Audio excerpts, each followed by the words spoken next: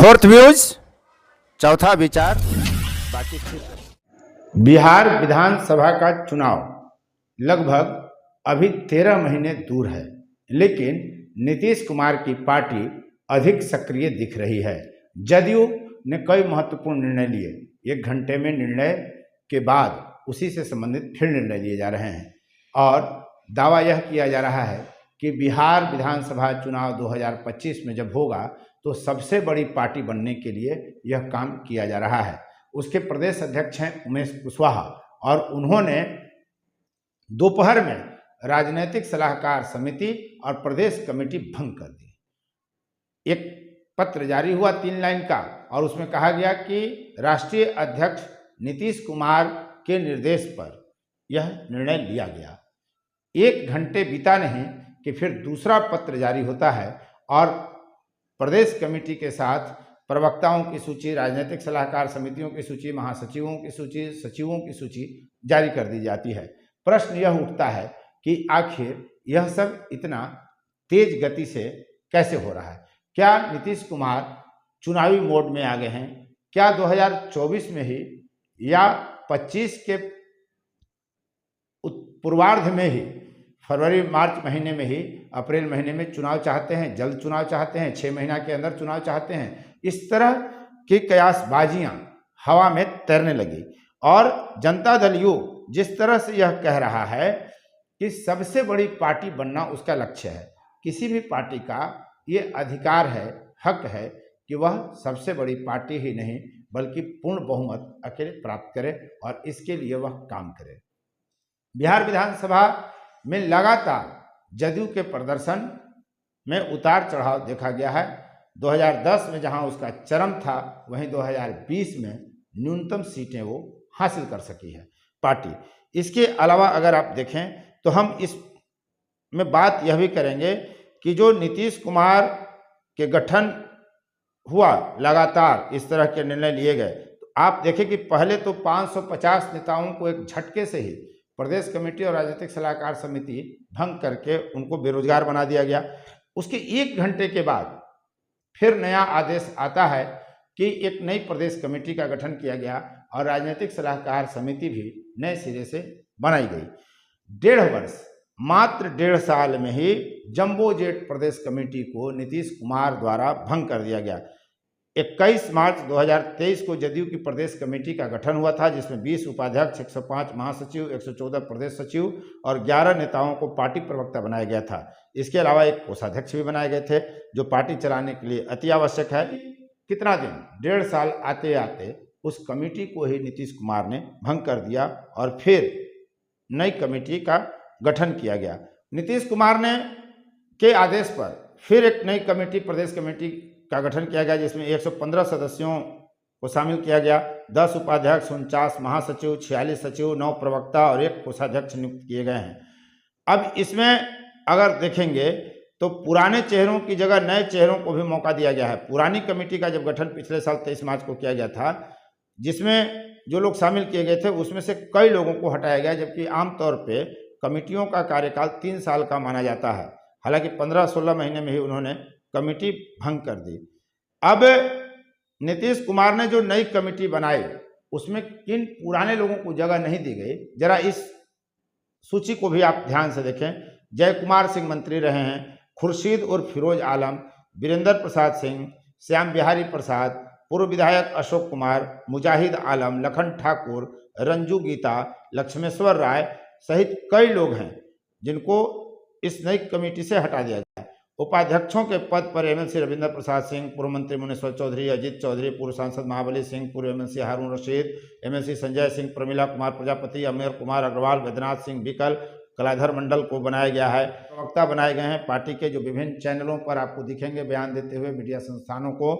उनमें विधान परिषद के सदस्य हैं नीरज कुमार, डॉक्टर निहोरा प्रसाद यादव, अंजुम आरा, हेमराज राम, अरविंद निषाद, डॉक्टर भारती मेहता, परिमल कुमार, अनुप्रिया, मनीष कुमार। आपको याद ही होगा कि अंजुम आरा जो पहले भी प्रवक्ता रही हैं, उनको फोर्थ व्यूज के दर्शकों से हमने रूबरू कराया था। तो इस तरह के निर्णय लिए गए, 1 घंटे में निर्णय बदल दिया गया और कहा यह जा रहा है कि पार्टी को बिहार प्रदेश में सबसे बड़ी पार्टी बनाने का प्रयास किया जा रहा है और इसका दारोमदार, इसकी जिम्मेदारी जो हमने नाम पढ़ा, जो नई कमेटी बनाई गई, प्रदेश कमेटी और राजनीतिक सलाहकार समिति, प्रवक्ताओं की सूची, महासचिवों की सूचियों की, उनके कंधे पर डाल दी गई है। बिहार में विधानसभा का चुनाव तो अभी 13 महीने बाद है, क्या पहले हो जाएगा, इसकी चर्चा अब जोर शोर से होने लगी है। जिस तरह से जदयू ने ताबड़तोड़ निर्णय लिया, पहले प्रदेश कमेटियों को भंग किया गया, राजनीतिक सलाहकार समिति भंग की गई और 1 घंटे के अंदर फिर से नई कमेटी बना दी गई, यानी कुछ लोगों को बाहर करने के लिए नई कमेटी का गठन किया गया, ये माना जा रहा है। दूसरी तरफ अगर बिहार में जदयू के प्रदर्शन की हम बात करते हैं तो 5 चुनाव की हम बात करते हैं। 2005 में आपको पता है कि फरवरी में पहली बार जब चुनाव हुआ था तो 55 सीट पर जदयू सिमट गई थी, लेकिन राजद बहुत नीचे खिसक गई थी और माना गया था कि अब राजद की ताकत घटनी शुरू हुई है। फिर सरकार किसी की नहीं बनी और 2005 में ही अक्टूबर महीने में पुनः चुनाव होता है और तब 88 सीट जदयू को प्राप्त होता है।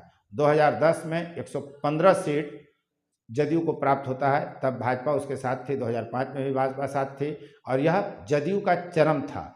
अभी तक के तमाम चुनावों में सर्वाधिक 115 सीट जदयू को 2010 में ही प्राप्त हुआ था।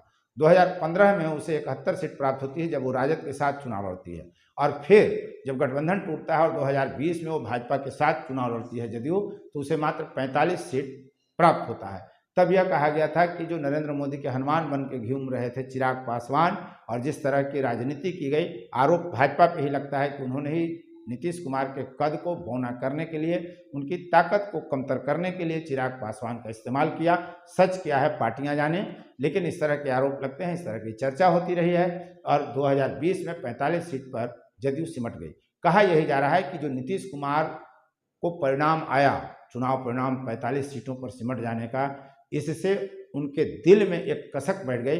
उन्होंने तो यह भी कहा था कि चूंकि सीटें हमारी सबसे कम है इसलिए भाजपा अपना मुख्यमंत्री बनाए, हम मुख्यमंत्री नहीं बनेंगे। लेकिन भाजपा के शीर्ष नेतृत्व की तरफ से तब यह कहा गया था कि चूंकि गठबंधन किस चुनाव लड़ा है और पहले ही यह तय था कि नीतीश कुमार के नेतृत्व में चुनाव लड़ा गया है, मुख्यमंत्री वही बनेंगे, इसलिए सीट कम और अधिक होना कोई मायने नहीं रखता है और फिर नीतीश कुमार बिहार के मुख्यमंत्री बनते हैं।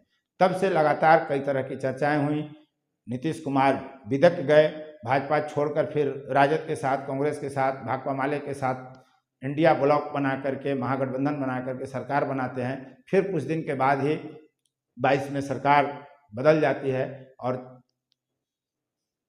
राजद के साथ चले जाते हैं वो। फिर कुछ दिन के बाद स्थिति ये होती है कि पुनर्मुस्को भव, यानी एक बार जो 2020 में चुनाव जीते तो मुख्यमंत्री बने, फिर 22 में मुख्यमंत्री राजद के साथ बने, फिर 24 में मुख्यमंत्री भाजपा के साद बने। अब 25 में चुनाव है तो क्या 24 में ही चुनाव हो जाएगा या 2025 के पूर्वार्ध में ही चुनाव हो जाएगा, यानी पहले 6 महीने में ही चुनाव हो जाएगा? देखना दिलचस्प होगा। कुछ और अगर खबरें आती हैं तो हम खबर विश्लेषण के साथ प्रस्तुत करने के लिए आपके सामने उपस्थित होंगे। आप देख रहे थे फोर्थ व्यूज, मैं उपेंद्र कश्यप। यदि अब तक आपने चैनल को सब्सक्राइब नहीं किया है तो चैनल को सब्सक्राइब कर लीजिए, शेयर लाइक कमेंट जरूर करिए और रोज रात लाइव डिबेट शो चौथा विचार ठीक 8:30 बजे फोर्थ व्यूज पर देखना आप न भूलें।